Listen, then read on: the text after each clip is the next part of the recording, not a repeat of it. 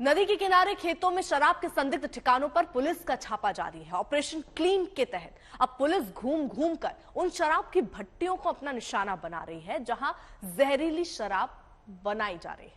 मगर कहा तो यह भी जा रहा है कि ये सारी कवायद सांप गुजर जाने के बाद लाठी पीटने जैसी है। ऐसे में कई सवाल सिर उठाते दिखाई दे रहे हैं, जिन्हें ग्राउंड रिपोर्टिंग के दौरान हमारे संवाददाता ने देखा।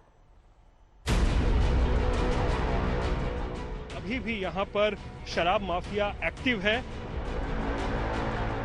देखिए, उत्पाद विभाग और पुलिस की टीम यहाँ पहुंची है। ड्रोन कैमरे की मदद से अब इस पूरे इलाके की मॉनिटरिंग की जाएगी। वो ठिकाने पर पहुंच चुकी है जहां पर अवैध शराब बनाया जाता था, निर्माण होता था। ये देखिए, यहाँ खेतों में पानी नहीं डाला जा रहा है, बल्कि कच्ची शराब को मिट्टी में मिलाया जा रहा है।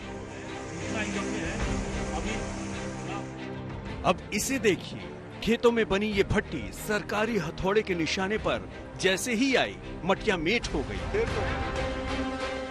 छपरा में जहरीली शराब से मौत के बाद सरकारी हमला बेशक एक्शन में नजर आ रहा हो,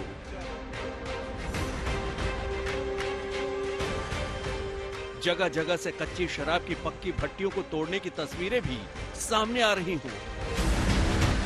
बावजूद इसके सवालों का झाग ठीक उसी तरह से उफनता दिखाई दे रहा है जैसे यहाँ कच्ची शराब का झाग। इस जानलेवा शराब को जड़ से मिटाने के लिए अब ये खाकी वर्दी वाले इस भट्टी की शराब से अपने दामन पर लगे दाग को हटाने यहाँ तक पहुँचे हैं। जहरीली शराब कांड में पूरे प्रदेश में अब तक 80 से भी ज्यादा लोगों की मौत हो गई है और ऐसा लगता है कि इतनी सारी संख्या में मौतों के बाद ही सरकार की नींद खुली है और अब जगह जगह पर रेड और छापेमारी की जा रही है। सरकार कहती है कि शराब पीने वाला व्यक्ति ही मुजरिम है, क्योंकि बिहार में शराब पीना गैर कानूनी है। जनता कहती है कि शराब न रोक पाना सरकार और व्यवस्था की जिम्मेदारी है, क्योंकि गैर कानूनी रूप से शराब की बिक्री को रोक नहीं पाई। इसी बहस में किनारे छोड़ दिए गए हैं वो परिवार जिन्हें मुआवजा देने के नाम पर नीतीश सरकार ने पल्ला झाड़ लिया है, और विपक्ष यही सवाल पूछ रहा है कि रोते बिलखते परिवार का क्या कसूर। उसको तो आश्चर्य होता है कि अगर इसमें कहे कि अगर कोई गंदा शराब पीने से, जहरीली शराब पीने से मर गया तो उसको हम लोग मदद करेंगे, तब तो इसका मतलब शराबबंदी खत्म कर दीजिए। शराब पीने वाले को मदद किया जाता है। अब दूसरी ओर आप करें कि मुआवजा नहीं देंगे, क्यों नहीं देंगे मुआवजा? जब आपकी जो एक्साइज एक्ट है, यानी बिहार सरकार का प्रोहिबिशन एक्साइज एक्ट 2016 की धारा 42 ये कहती है कि मरने वाले को 4 लाख का मुआवजा दिया जाए। इस बहस में जहरीली शराब पीकर जान गंवाने वाला व्यक्ति तो तस्वीर में सिमट गया, पीछे परिवार रह गया। अब दस्तक देती बात सीधी सी है, अगर सरकार ने जिम्मेदार गैर कानूनी रूप से शराब पीने वालों को मान लिया है तो क्या उसकी गलती की सजा उसका परिवार भुगतेगा और सरकार मौन साध लेगी? अगर सरकार उसमें सहयोग करने लगे तब तो फिर ये कानून का कोई औचित्य ही नहीं रह जाएगा। तब तो सब लोग इस तरह का घटना करेंगे, सबको सरकार जो है सो मुआवजा देते रहेगी। इसी बीच छपरा शराब कांड में जांच के लिए ऑपरेशन क्लीन ड्राइव चलाया जा रहा है। इस ऑपरेशन के तहत तमाम थानाध्यक्षों और चौकीदारों को हिदायतें दी गई हैं।